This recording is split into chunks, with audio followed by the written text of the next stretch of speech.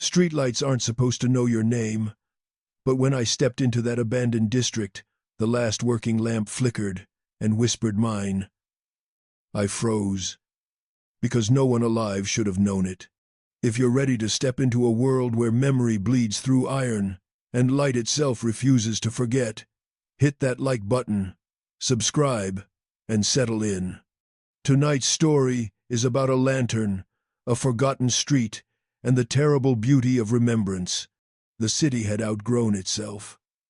The new skyline of glass and steel loomed above, while the old districts crumbled quietly, left to rot in shadows. Few people wandered those streets anymore. Except for me. I was 16.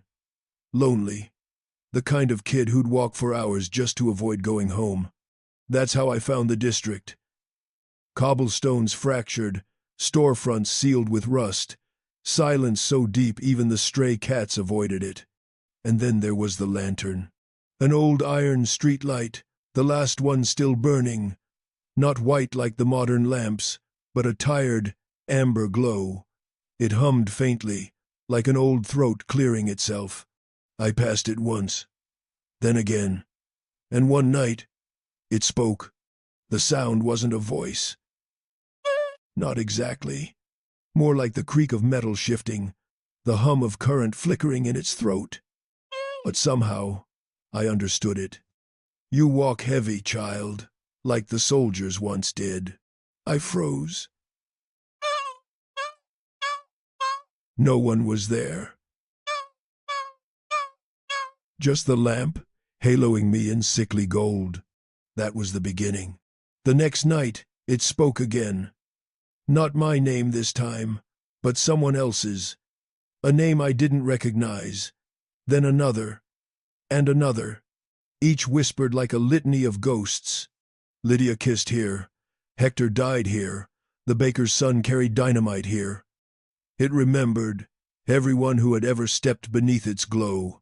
At first, I thought I was going insane. But it wasn't random. One night, it whispered my father's name. He had grown up in this city. I staggered back, throat dry.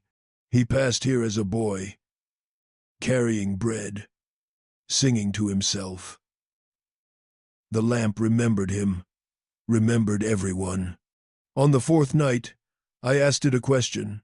Why me? The light dimmed, then flared so bright I had to shield my eyes.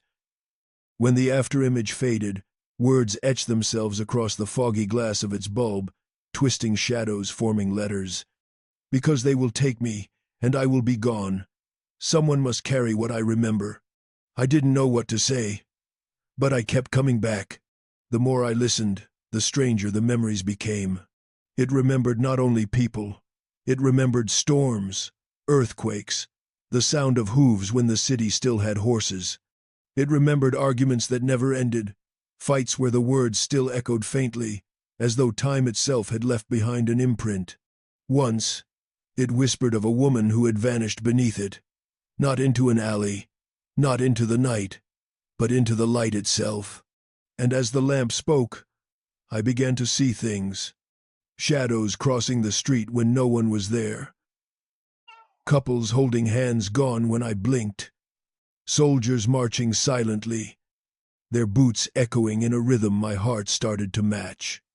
The lamp wasn't just remembering, it was showing me. Time was layered here, like glass stacked upon glass, and the lantern's glow was thin enough to let me glimpse the other panes. Sometimes I smelled gunpowder, other times perfume. Once, the stench of blood so sharp I gagged. I should have been terrified. But loneliness has a way of numbing fear. This lamp was the only thing that spoke to me, the only thing that saw me. And in its glow, I felt like I belonged. Why are you showing me this?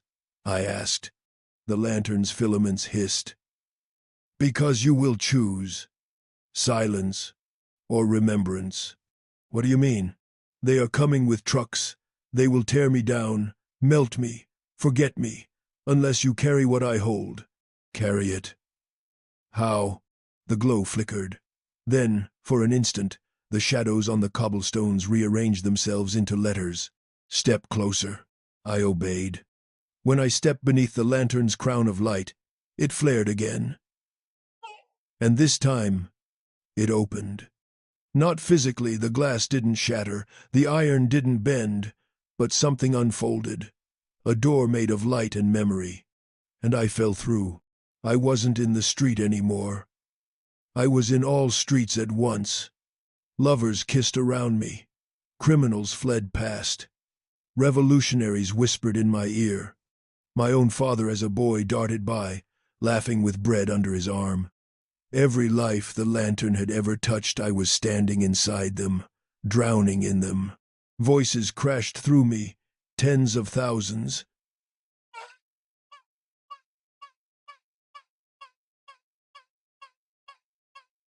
The weight of an entire city's forgotten heart pressed into my chest. Do you understand? The lantern whispered, its voice trembling like thunder pressed through a dying filament. Memory is destiny. Choose. Choose. And I saw the truth. If I stepped out, I could leave it all behind. Let the city erase this place. Let the lantern's glow fade forever. Or I could carry it. Let its memories fuse with mine. Never be alone again, but never truly myself again either. I won't tell you what I chose.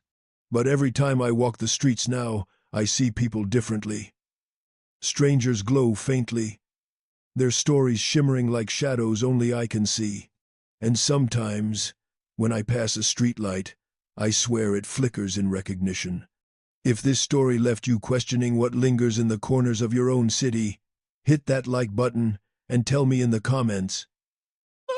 If you were offered the choice to carry every memory of a place, every joy, every horror, would you take it? Or let it fade? And of course, subscribe for more journeys into the uncanny, the forgotten, and the truly strange.